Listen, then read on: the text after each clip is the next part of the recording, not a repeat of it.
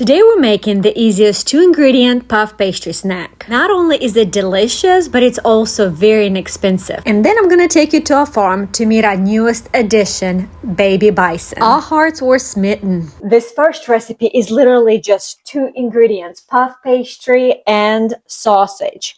So first we're going to roll out a puff pastry and cut it in 3 parts.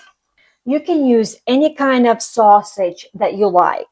We like a little bit of sweetness in our puff pastry bites, so I use maple flavored sausage. But I'm going to just take about 1/3 of the sausage and roll out in a long log. And I'm going to place it in the middle of my pastry. Now I'm going to take our puff pastry and fold it over the meat on one side and do the same thing on the other side.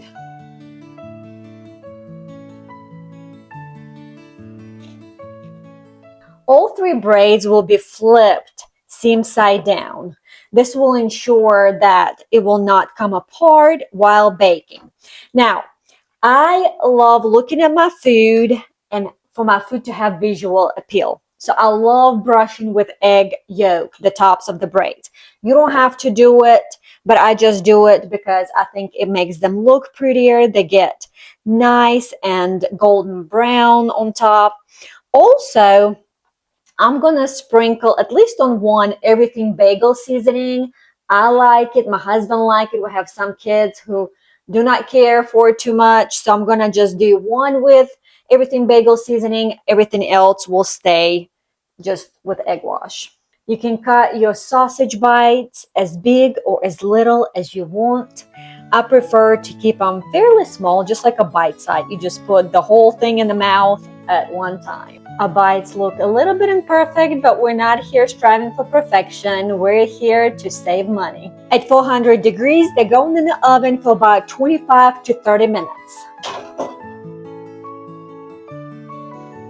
Y'all, these disappear so fast at my house. They're flaky on the outside, warm and comforting on the inside. Honestly, they're one of those snacks that both family and guests grab before they even cool down.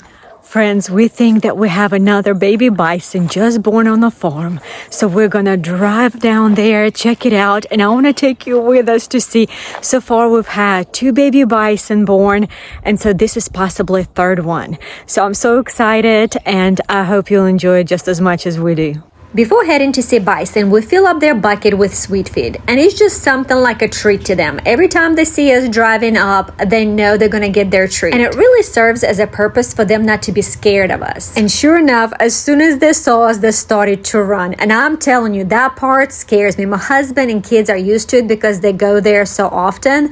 I still get nervous when I see them running. At this point, my husband does a quick look to try to see if we can spot any new addition, and he sees the 2 baby bison that were born a few days prior. He does not see any new ones, but he does notice that there's quite a few mamas that are ready to pop any minute now. Did you know the baby bison are called red dogs, and it's only because of their orange-red fur when they're born? I found it to be very fascinating that a newborn calf can usually stand and start walking within about 30 minutes to an hour after their birth. Something that we have experienced ourselves is that mama bison are extremely protective and will stay very close to their calves, especially during the first few weeks. And those babies can run surprisingly fast only a few hours after being born. For about a year, calves stay usually very close to their mothers, and that is because they learn where to graze and travel by following the herd. And mamas, we found it very interesting that they communicate with their babies using grunts and low sounds. So this is it, my friends. If you enjoyed your tour on the farm and this recipe, leave me a comment and I will see you in the next recipe.